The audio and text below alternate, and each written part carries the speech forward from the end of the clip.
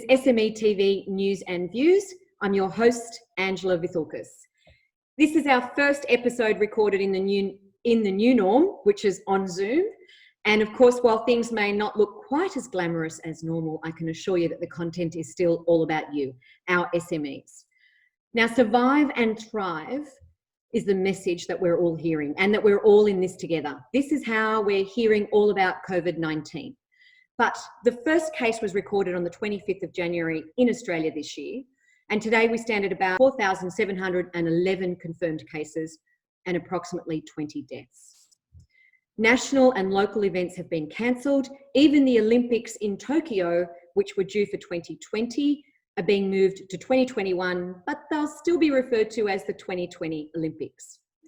This has gone from being an epidemic to a pandemic and a global catastrophe. The ignorance, insolence, and arrogance of the reactions to this by our people and our communities have shocked everybody, including our frontline heroes. Now, joining me today to talk about all things COVID-19 and how they're handling everything is my amazing panel. Let me introduce them to you. Kerry Chikarovski, Director and Founder of Chikarovski and Associates and former leader of the New South Wales Liberal team and party, of course. Hi, Kerry. Hi, Ange. Lovely to be talking to you again, even if it's remotely. It is remote. It's a little bit far, although you and I could maybe open our windows and shout across the road. Shout at each other.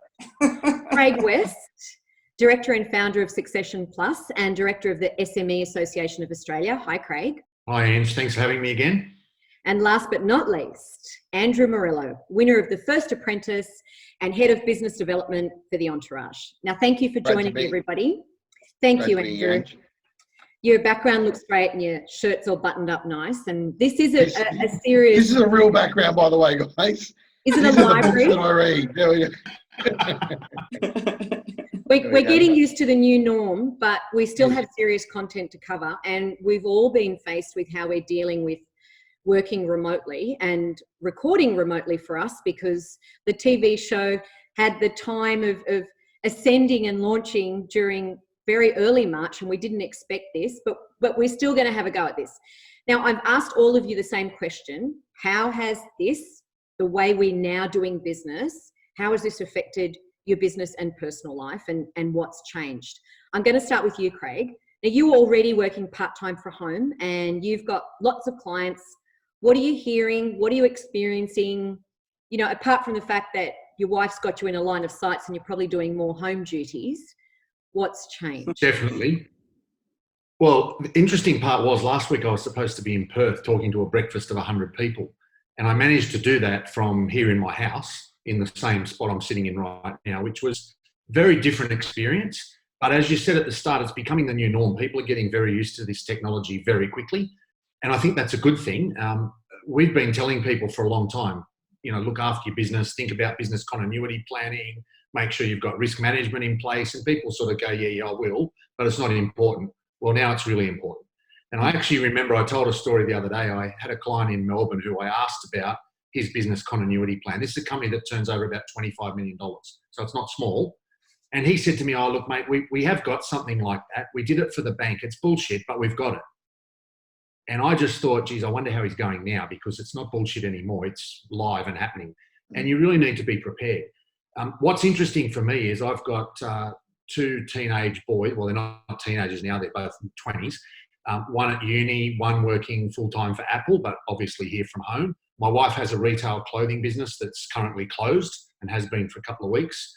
So we're all here, all working at home with a macaw, a lorikeet and a dog, none of whom understand you need to be quiet for the next half an hour. Yeah. So that's been really interesting. But it's the new norm. People are getting used to it really quickly. What about the engagement of employees? And Kerry, you're working from home full time. You're doing Zoom meetings like I am, and trying to work everything out. The challenge is not that we can't conduct some of our daily business life, but it's actually engaging with people where we would normally have more of an impact face to face. And now we're having to communicate, you know, our severity and our serious emotions. And, you know, it's a little bit hard, I think, for someone else to take you seriously if you're laying down the law remotely. I mean, I hardly think I'm inspiring much fear at the moment in any of my team. But, you know, engaging with people, Kerry, what's that like? Well, I've actually been working remotely with my EA now for some time. She's been a virtual assistant, so our engagement has been over the phone and through the computer for almost 12 months. And I must say, I'm glad I've done that because it's prepared me a little bit for this. I'm not particularly good in technology, so I am just giving myself a pat on the back that I've worked out how to use Zoom. And we're doing that a lot with a lot of my clients. Yeah. I think everybody is now realizing that the ability to communicate through this technology has been a godsend, because if we hadn't had it, then it would make life so much tougher. The interesting question for me, Ange, is what happens when this is all over? Do people then think that they can continue to interact this way? Well, I mean, all those, as you know, I travel to Canberra a lot, I travel to Brisbane, I travel to Melbourne for work. I'm just wondering whether my clients might decide in the future that we'll continue to use Zoom. I think it's going to be a very interesting and different world once we've come through this pandemic. And we get through the other side. Andrew, you're a very much a people person. And Yes. you have a great impact face-to-face. How are you reining yourself in this new world? Because Well, it was interesting. you and I would I face didn't- this challenge. I would have to force somebody would have to actually set this up for me to sit in front of it, press go, and after we're finished, press stop after it was done. But there was a great meme that I showed Jack Delosa, our CEO, at the Entourage the other day, and he's gone and posted it, which I should have beaten him to it, which has said, to move online made to move my business online was made to happen by my CEO, B by my CTO, or C, COVID-19. And COVID-19 has certainly pushed Morello into the 21st century, I can assure you of that. And I'm actually the person who tells people how to use Zoom now. So I'm like, just click those three dots on the right-hand corner, and you can turn it into a change the layout. We've had some fun. We've had some fun like, looking at the kinks. Well, this is why we've got our glamorous background. Yeah, so I think that the three takeaways that I've personally taken and we've tried to instill into our members at the Entourage and within our team here is that one, to embrace the uncertainty of life. And number two is to let go of the outcome. And number three is to practice that present moment awareness. So I think if you can try and take those three things and embody them into not just your interaction with your clients, but also with your loved ones at home and also with your staff, I think we're on the right trend to make sure we have a successful 2020. Yes, but is remote working? Because I feel like, and our senior producer, Teresa, might be saying the same thing, our working day has almost doubled in length. Yeah. We've got interruptions during the day, or you spend a lot of time on Zoom. I don't feel as productive as I did when I had a base of an office and the team around me, and I could go, you do this, you do this, you do this, and it was done.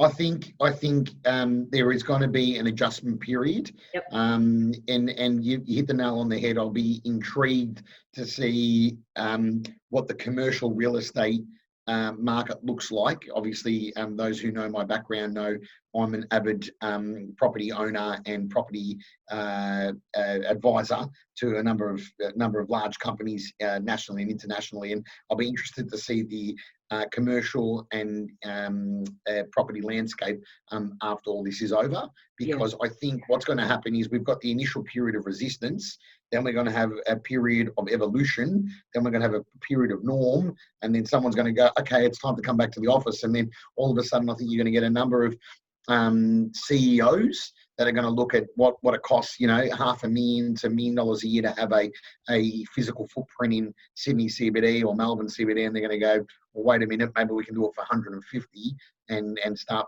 pushing a lot of it virtually. And I think that's what we're going to see. There's going to be an evolution there. And as someone who is heavily invested into the property world, it's not an absolute positive for me, but as a 34-year-old, I'm not naive. I've been in business since I was 17, 18 years old, and I'm not naive to think that that evolution is coming. What about people who've had to pivot with their business model? And we've got two types. So I'm opening this up to all of you. Jump in as you want. Let's pretend we're all in the same room and we could look like we wanted to interact with each other. We just will. So people have had to pivot, but there are people that can't pivot. Retail factories. You mentioned Yeah, but for the people who have been able to pivot, and for example, I've got friends who were making coffee cups. Now, as you'd appreciate, having been in the hospitality industry, there's not as much coffee being sold. They're now making face masks, and which means that they can keep their people employed, they can keep their factory running. Yep.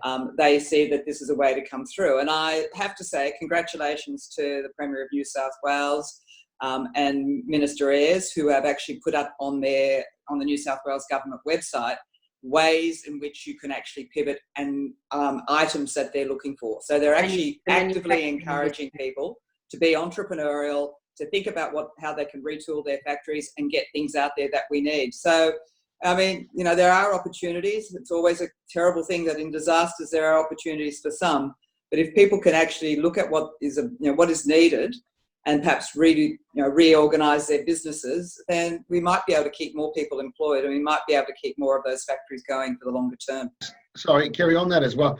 Like, they say don't talk politics and religion, but can I just say, I think we are very, very blessed to be, majority of the people that be watching this, I'm sure it might reach some international people, and obviously in the entourage, we have actually 11 countries that we touch through our membership, but like, we are so lucky to be in Australia. We're in a great country.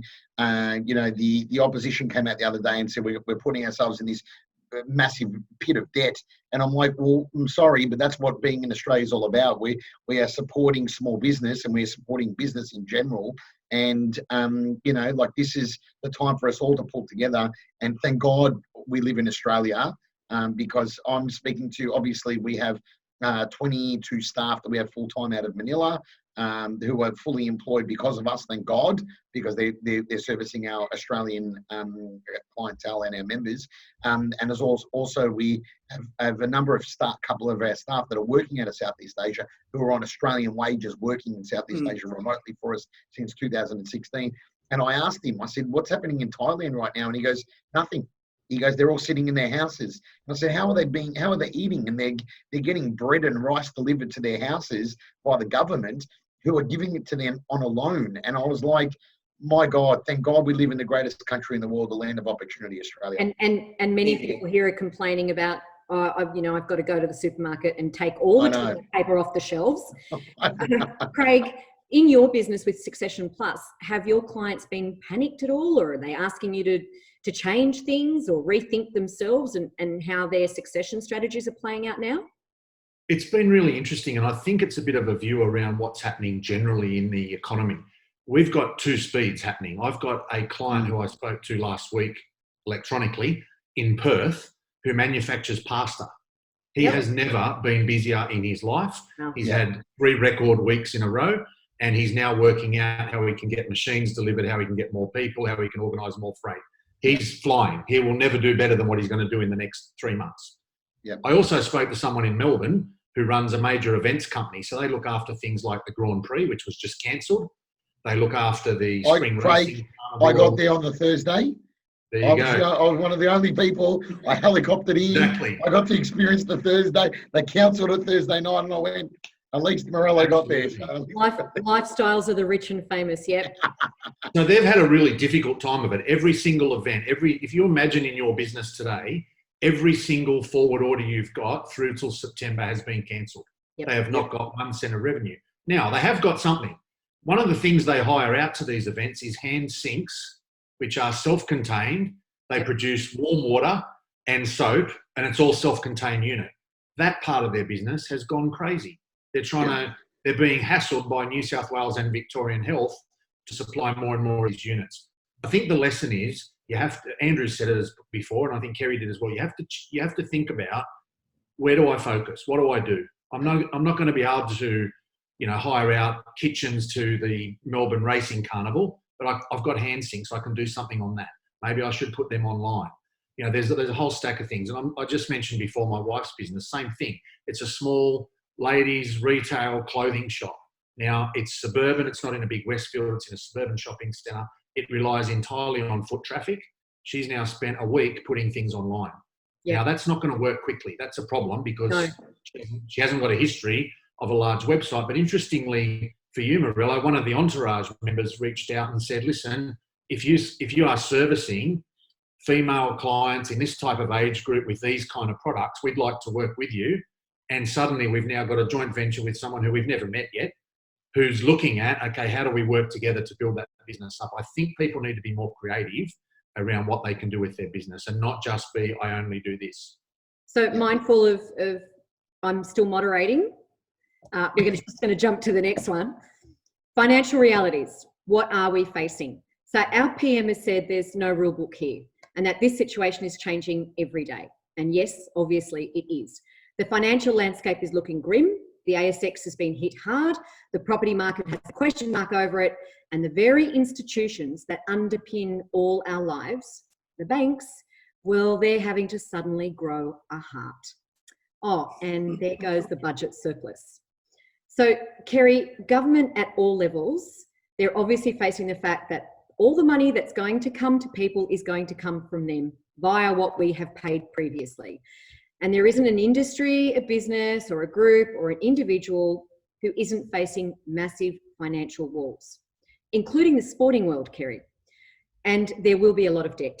So what does this mean, this minute by minute change that we're seeing, this financial landscape that has gone head over and that we are unfortunately observing every day with things changing?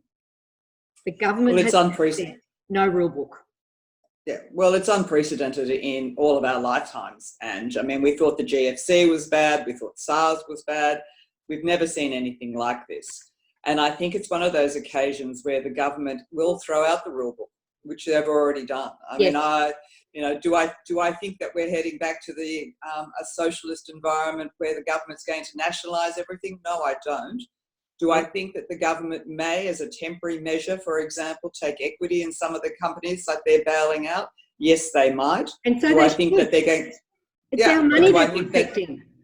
But will they keep that longer term? No, they probably won't. But what do we mean by longer term? We could mean 5 years, 10 years down the track. But at the end of the day, what the government is trying to do is to try and keep the economy as viable as possible, keep as many people employed as possible, and at the same time make sure that those who can't be employed can actually continue to live. Because we want those people to be able to go to the supermarket and buy food for themselves and their children. We want them to pay whatever rent that they can pay. Yep. So I know that this is a very difficult time for everyone. I'd like to echo the comments earlier from Andrew that this is actually an interesting time for the government to be there, and I think they're being responsible about it. If you actually look at what the Treasurer said the other day, they had a G20 meeting of Treasurers, and they're putting not billions back into the world economy, they're putting trillions in. And the reason they're doing that is because they don't want to end up with lines and lines and lines of people starving, going to soup kitchens. Correct. They're doing their best to make sure that we avoid those sorts of terrible vision that we had in the Depression. They're trying to make sure that the economy keeps going. The Prime Minister keeps saying this is both a health crisis and an economic crisis. Yes. They're doing very well, I think, in terms of the health crisis. We don't have the sorts of death rates that they've had overseas. We don't even have the same infection rates. So I think we're doing okay there. And I think we're doing okay for the economic crisis. But it is going to be a long-term solution. Can we touch very briefly, Kerry, on the sporting world? Because you're an avid supporter of female sports, in particular, yes. One in particular. Yes. How do you feel that the sporting world has actually been dealing with this crisis? Well, I think people are misunderstanding why the professional codes are trying their best to make sure they survive, because it's not just about high-paid professional players, and all power to those high-paid professional players who are actually being very realistic and biting the bullet and giving up a lot of their salary. What people don't understand is that professional codes provide the funding for community sport. So if we don't have those professional codes in the future, how are we going to fund community sport? And community sport is my grandson playing rugby. It's it's everybody else's granddaughters and nieces and nephews playing netball or playing cricket or whatever. My nephew's going to play soccer. Yeah, well, I'll talk him out of that eventually. Yes, that's very football. It's called football. It's called football. But I mean, that's what people are misunderstanding, that this is not just, they're not surviving for the sake of the professional players. They want to survive because if we don't survive as a professional sports, then we will not have community sport. And I need to declare the interest. I sit on the board of the Waratahs, And yesterday was a very difficult day for our professional staff because we stood down most of our staff. And that is a very difficult and emotional thing to do, but we've done it. It's heartbreaking. Well, we've done it because we want to come through the other side and be able to employ all those people and bring them back on and rebuild the game from the ground up, which is from the community side. So we've heard about this amazing stimulus that's coming through, and as Kerry said, it's so that we don't have those long lines of people waiting to get bread or soup that we've seen in terms of pictures from the Depression. What about the demands of people who don't think it's enough? Because this is where I struggle a little bit. I know that all you've got to do is have patience. I spoke to my accountant today, and I've tried to beg him to come on, but he says he doesn't have a head for Zoom. He does, but I spoke to him today, and he's got thousands of small business clients, and he's incredibly angry because of how impatient everybody is, and the fact that the government has made announcements without a lot of fine detail, so he can't actually answer their questions. And what he's done is said, just wait, the detail will come through. There's going to be something for everybody. They just haven't worked out the detail. And this is the first time, Craig, that I've been positive about government, because I do feel like that as long as I'm patient, I'm going to be okay. How about you? Me too. Look, yeah. There's a great quote from Warren Buffett. I don't know if you've heard it, but it's when the tide goes out is the only time you see who's swimming naked. Ouch. And it's about managing. It's a great quote, but it's actually about managing risk and understanding how people are going to look after themselves first. But I'm with you, Ange. I'm very critical of government often. In this case, I can't be critical. I think they've done a sensational job at many levels of trying to prop up. And I heard Josh Frydenberg the other day talk about the recovery. I think that's the most important point. This will end at some point, whether that's in June, July, September, October, or in 2021, no one knows. You'd have to be a genius to work that out right now. But I think what the government's done has set us up as well as they possibly can without being completely irresponsible and throwing money they're never going to have. I think what they've done is set us up reasonably well so that if and when this finishes, and it will, then we turn around and we can recover as quickly as possible. I've still got a business. I've still got clients. My employees have still got homes to go to and food on the table, and they're still reasonably healthy and they can get to work. All those things are actually quite important.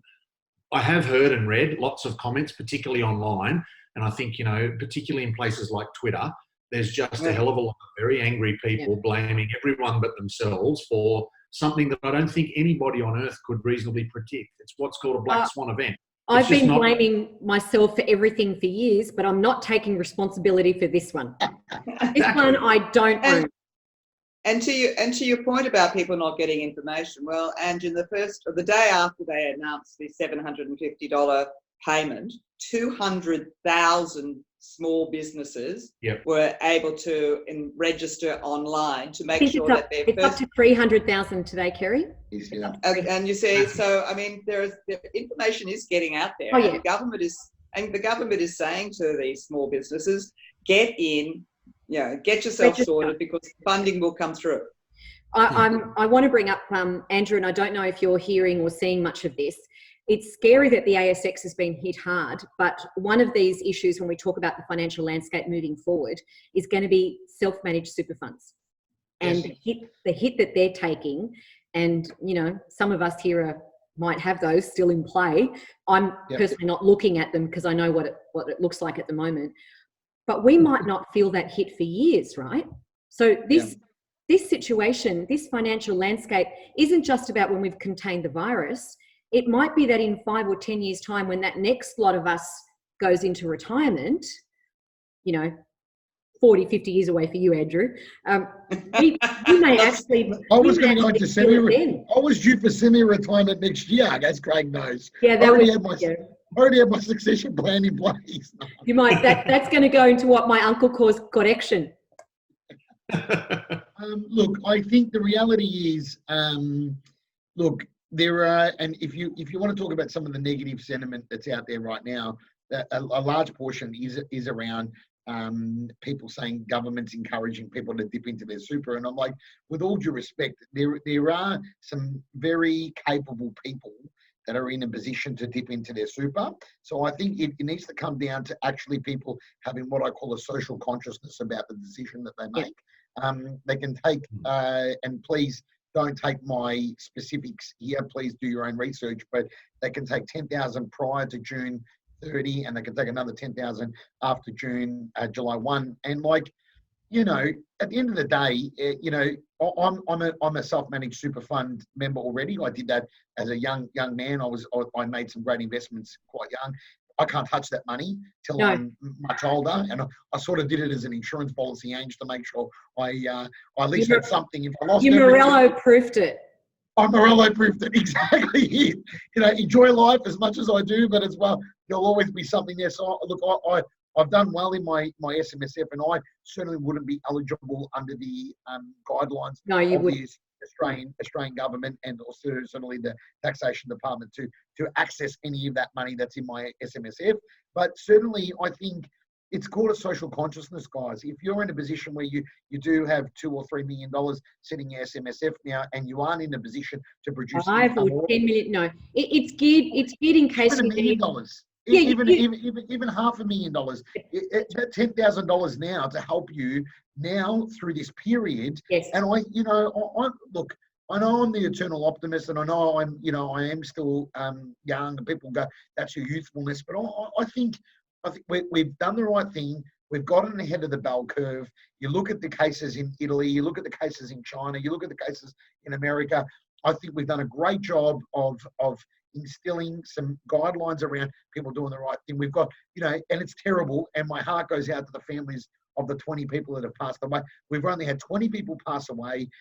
A good 80-90% of those 20 people are 80, 90. The person who passed away last night was 95. Like 95. I never played in my self-managed super fund. If you speak to my financial planner, I never predicted I'm going to live to 95. So, well, for the record, my paternal grandmother made it to 105, so I intend hanging around for a little while. Okay.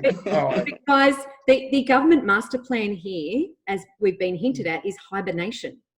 That's also an interesting look. I mean, are we all going to become bears and go in and find a cave and sleep for a few months? Or, is this like a science fiction movie where we go into suspended animation, although the tech hasn't quite caught up to that?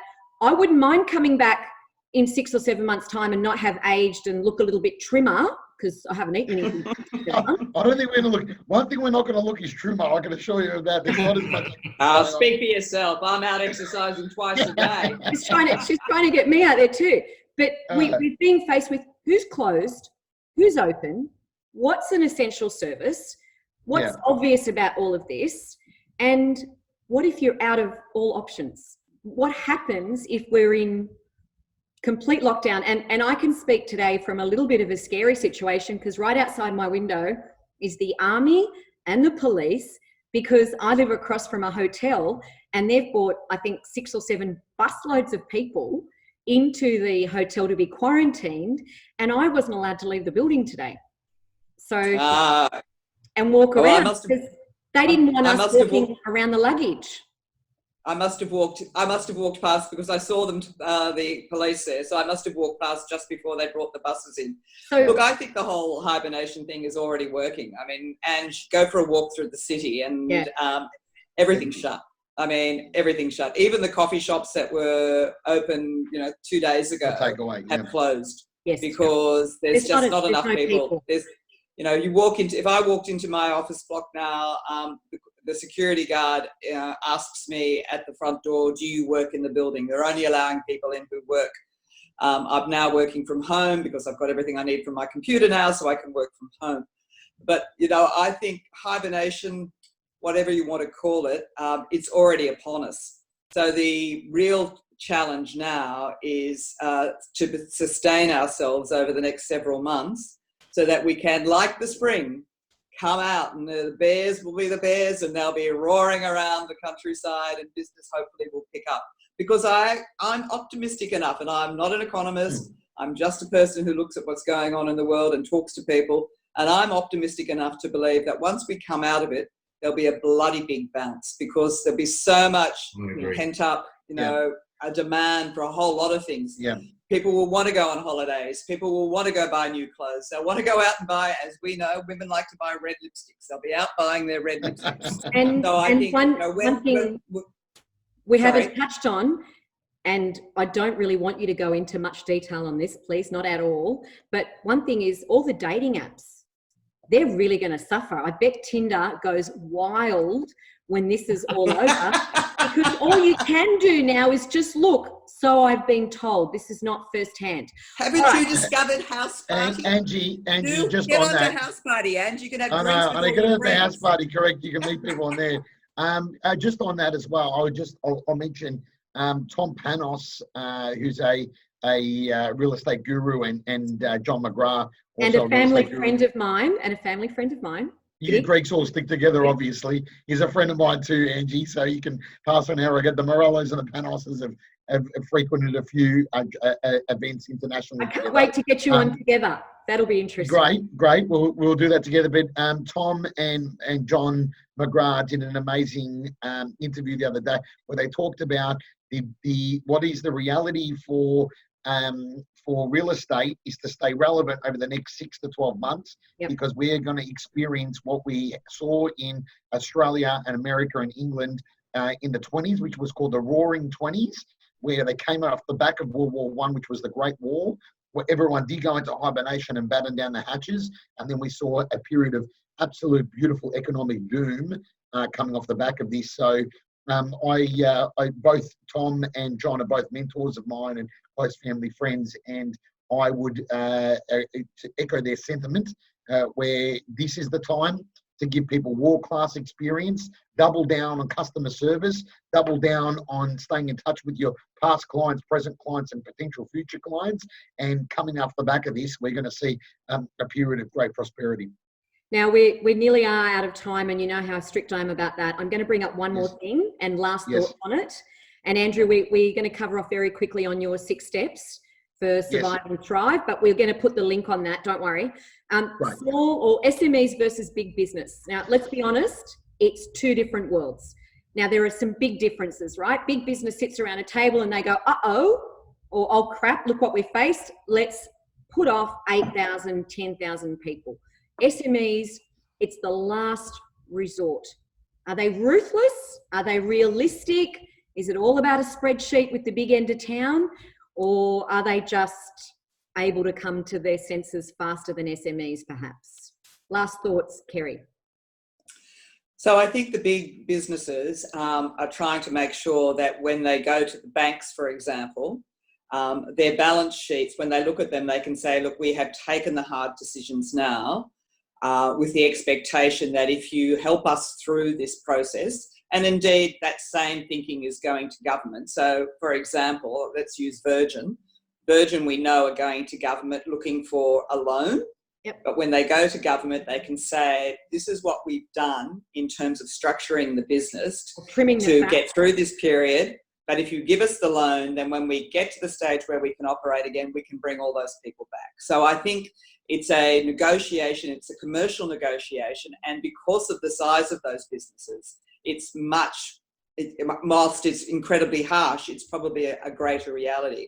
I think with small businesses, because you work so closely with your people, they're not just your employees, they're often your friends, and you're doing absolutely everything you can to keep them, so that, as I said earlier, they can feed their families, they can go to Woolworths and buy some, food and pay their rent.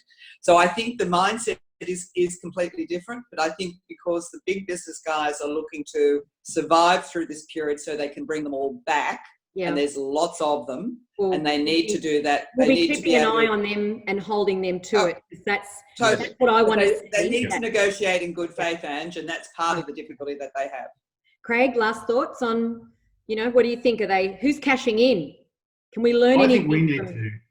I think as small businesses, we need to take advantage of our natural advantages. We are normally flexible because we don't have 15 people to make a decision. We've got 1 or 2 or maybe 3 if there's a big shareholder group.